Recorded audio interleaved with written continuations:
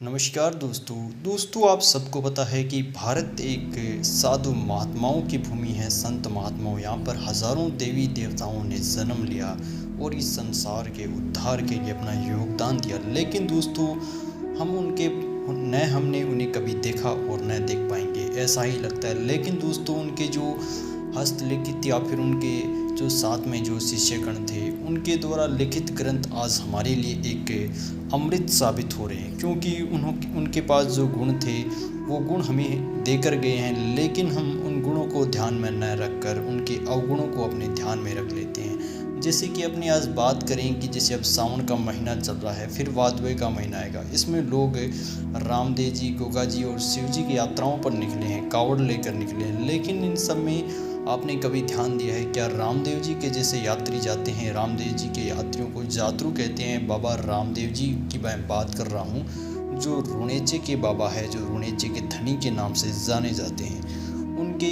पर्चे भी और उनकी शक्तियों के चमत्कार भी आपने काफ़ी सुने होंगे। लेकिन आज हम आपके उनके ही ग्रंथ से रूबरू करवाने जा रहे हैं। उनके ग्रंथ का नाम है 24 प्रमाण। जी हाँ दोस्तों, एक ऐसा ग्रंथ है जो मानव जीवन के लिए एक अनमोल जड़ी बूटी साबित होगा यदि हम उस ग्रंथ के आधार पर चले तो। दोस्तों उस ग्रंथ के अंदर बहुत से गूढ़ रहस्य साबित है, और जो छुपे हुए उन गूढ़ रहस्यों को अपने धीरे धीरे अपने जीवन में उतारना शुरू कर दें तो हम बाबा रामदेव जी की जो सच्ची भक्ति है, उनके द्वारा जो भक्ति विधि है वो हम शुरू कर देंगे। इसके लिए हमें ज़रूरत है उनके ग्रंथों को पढ़ना।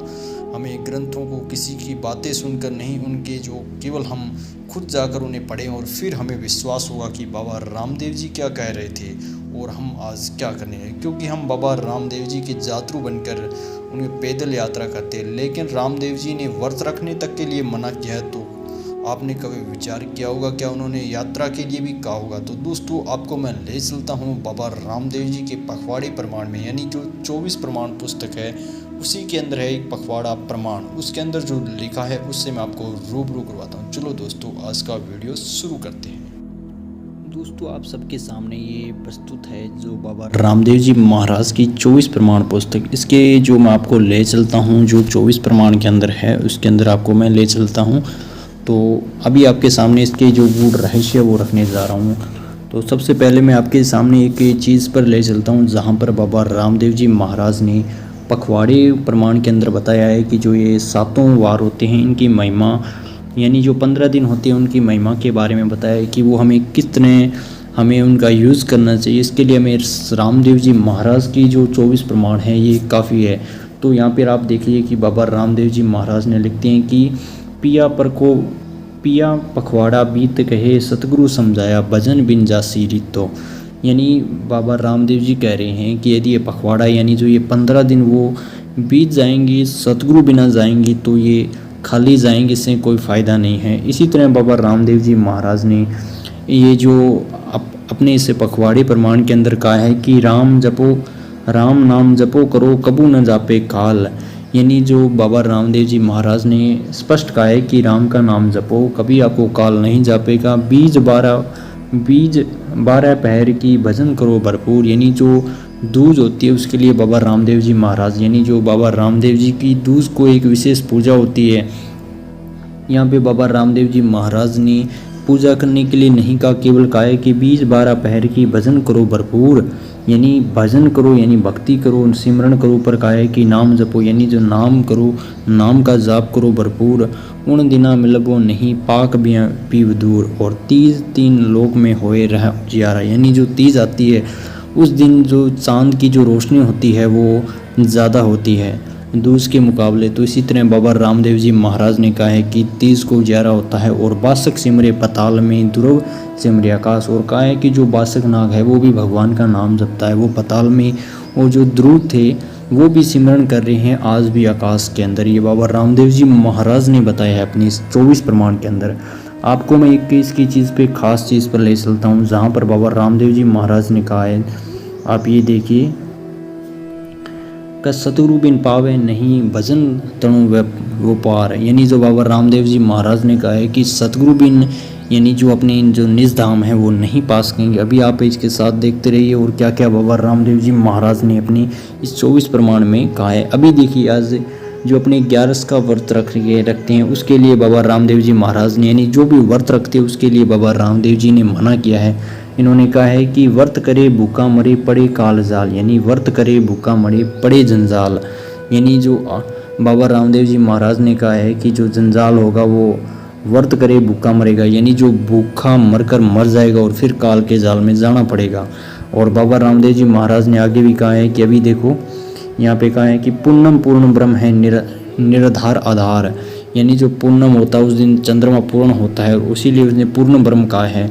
और लगो निश्री नाम की अमरापुर चढ़पार, यानी जो ये 15 तिथि सिमरन करो मिर्सी लाल जाल, यानी जो 15 तिथि यानी जो 15 दिन आते हैं जिस समय हम व्रत रखते हैं।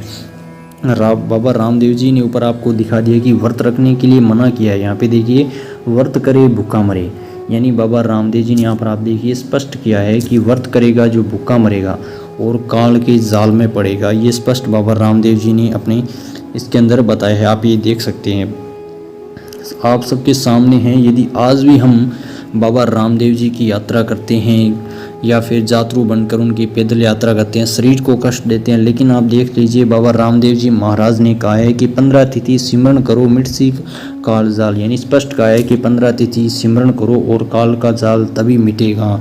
और गोरख जोगी बोलिया मूल पकड़ो तज डाल, यानी जो गोरखनाथ जी को कबीर परमात्मा मिले थे उन्होंने उन्हें जो एक भक्ति बताई थी वो मूल की पूजा करने को बताई थी। तो गोरख जोगी ने, यानी जो गोरखनाथ जी ने जो पहले भक्ति थी वो छोड़ दी और उसके बाद जो शास्त्र अनुकूल भक्ति करनी शुरू कर दी। क्योंकि आज हम स्पष्ट जानते हैं, संत रामपाल जी अपनी सत्संगों में बताते हैं कि हम भक्ति कर रहे थे वो अपने पत्तों पर पानी डाल रहे थे, हमें पत्तों पर नहीं मूल में पानी डालना है, जड़ में पानी डालना है, तभी वो पौधा हरा भरा रहेगा। इसी तरह हम देख सकिए कि गोरख जोगी बोलिया मूल पकड़ो तर डाल, यानी मूल को तो पकड़ो और डाली को छोड़ दो तभी हमें फल मिलेंगे, वरना जड़ में पानी नहीं डालेंगे और पत्तों में पानी डालेंगे तो कुछ नहीं मिला। आप ही एक बार और देख लीजिए, बाबा रामदेव जी ने व्रत करने के लिए स्पष्ट मना किया है, व्रत करे भूखा मरे, यानी 11 राखो गाढ़ से प्रत्यक्ष जापे काल। यानी और एक बात और यहाँ पे बाबा रामदेव जी ने स्पष्ट कर दिया कि जो हम 11 यानी एकादशी का व्रत रखते हैं उसके लिए भी मना किया है,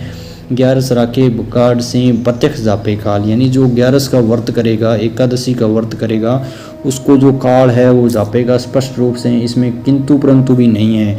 और व्रत करे भूखा मरे पड़े काल जाल, आप स्पष्ट देख सकते हैं कि बाबा रामदेव जी महाराज ने ये स्पष्ट कर दिया कि व्रत करे भूखा मरे पड़े ये जंजाल यहाँ पर काल भी कह सकते हैं, क्योंकि जो जंजाल होता है वो सिर्फ काल का ही जंजाल है जो आज हम इतने दुखी हो रहे हैं। तो आपके सामने स्पष्ट हो गया कि जो व्रत करे भूखा मरे पड़े काल जंजाल। और बाकी आपके सामने बहुत से आज ऐसे प्रमाण हैं इस पुस्तक के अंदर, सबके अंदर एक एक चीज़ बताएंगे। जैसे ये बीज प्रमाण हो गया, ये जो बीज आपको मैंने बताया था, बाबा रामदेव जी महाराज ने ये बीज की महिमा बताई, यानी जो दूज की महिमा है वो भी बताई। और दूज की महिमा इन्होंने यहाँ पे स्पष्ट कर दी। क्या दूज की महिमा आप देख लीजिए, बीज 12 पहर की भजन करो भरपूर, यानी जो बीज होती है, जो दूज होती है वो 12 पहर की, और भजन करो भरपूर, यानी जो भजन करेंगे तभी हम अपने निज धाम सतलोक जाएंगे। और आज बाबा रामदेव जी महाराज की पुस्तक आज हमारे लिए एक अमृत साबित हो रही है। और बाकी अधिक जानकारी के लिए आप जगत गुरु तत्वदर्शी संत रामपाल जी की सत्संग सुनिए। और मिलते हैं एक नए वीडियो के साथ। यदि ये वीडियो आपको पसंद आता है और आप कमेंट करते हैं कि हमें जो इस पुस्तक के अंदर और भी ऐसे गूढ़ रहस्य जो हमारे सामने आज तक नहीं किसी ने प्रकट किए, और क्योंकि सब जानते हैं लेकिन हमारे सामने एक कोई प्रकट नहीं करता, आप सब चाहते हैं कि अपनी जेब भरी जाए।